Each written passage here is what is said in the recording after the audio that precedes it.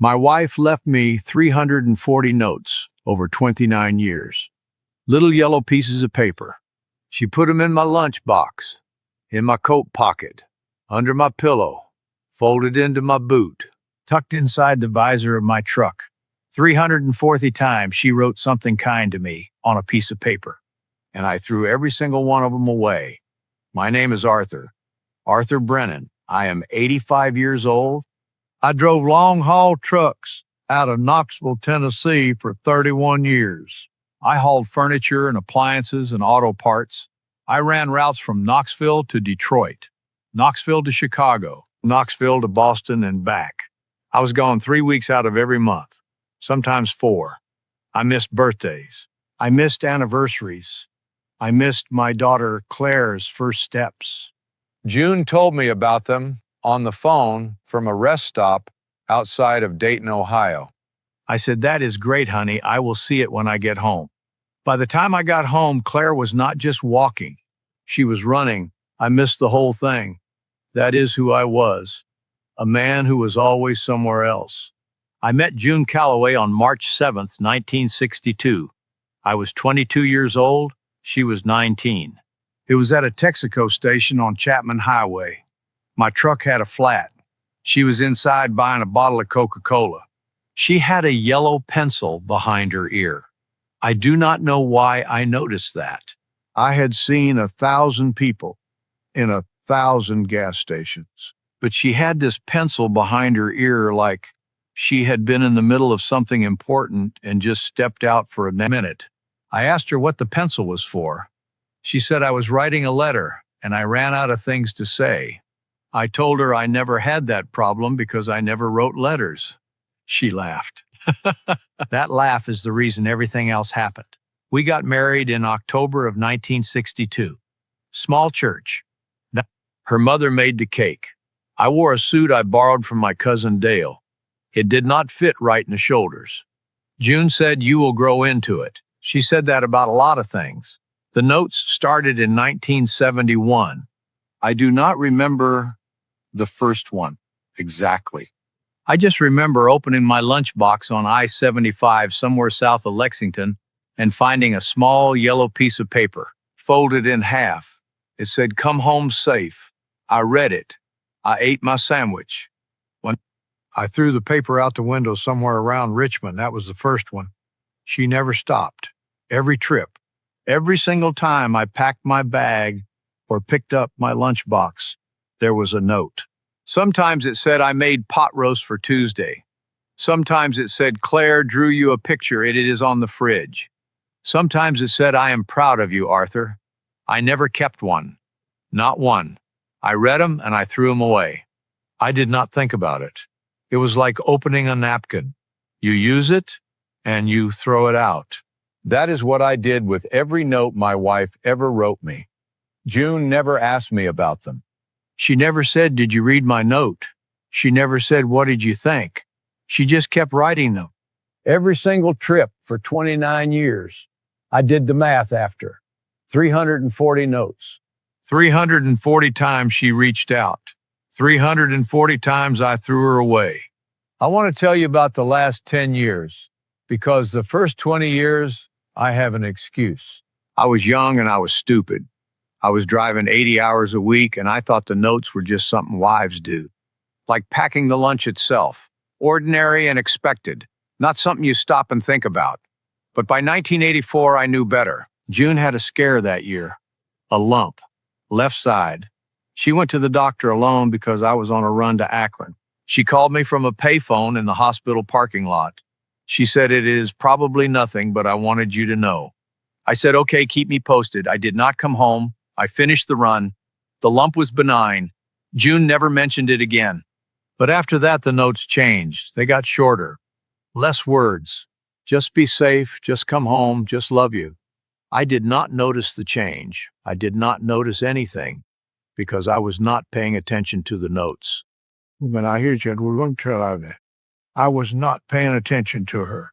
I was paying attention to the road and the schedule and the dispatcher and the freight. She was furniture. She was the kitchen. She was the thing I came home to when I was done with the thing I actually cared about. I retired in 2007, 31 years, bad knees, 2 stents, a shoulder that never healed, right from a loading dock accident in 1993. I came home and I sat in that chair and I did not know what to do with myself. June was different by then, quieter. She still cooked and she still cleaned and she still put flowers on the table. But something was gone.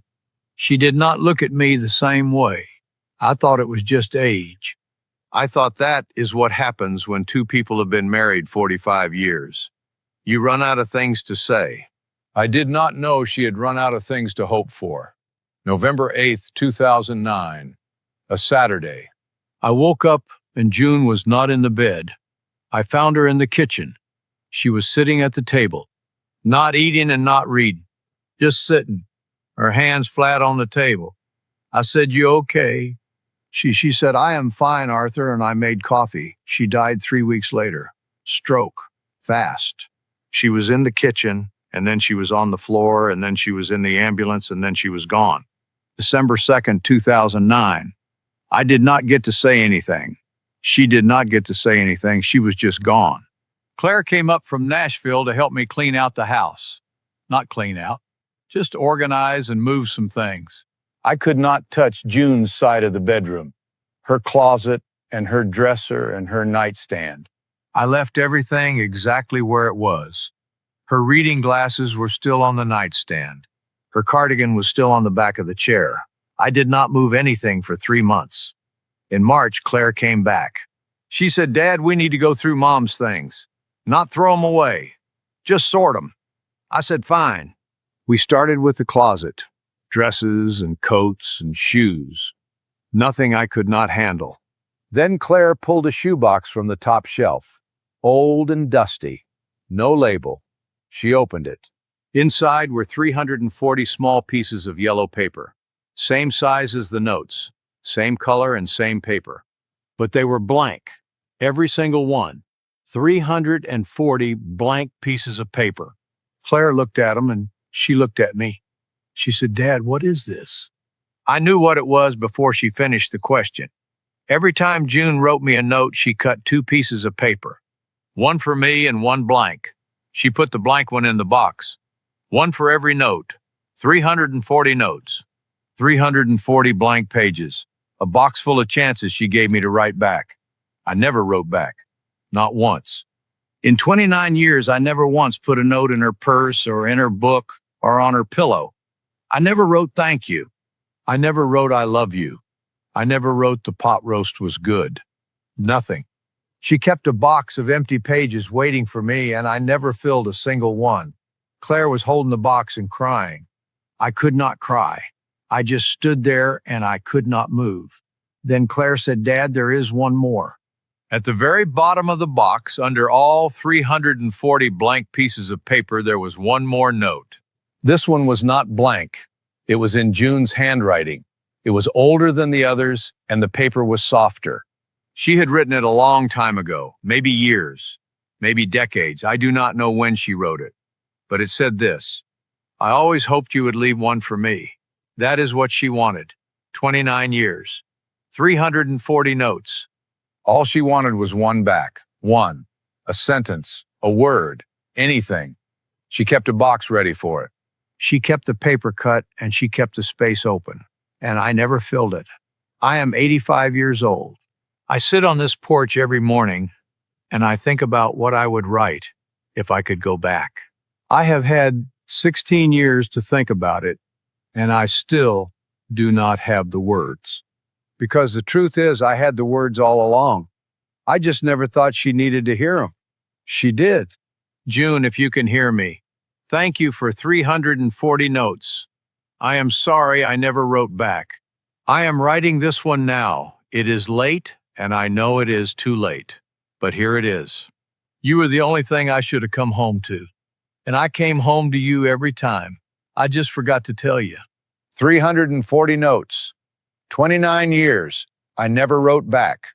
Do not be like Arthur. If there is someone in your life who keeps showing up for you, and you have never once told them you noticed, Write it down tonight. Not tomorrow and not next week. Tonight. One note, one sentence, one piece of paper. You do not have 340 chances. You might not even have one. That is all I got.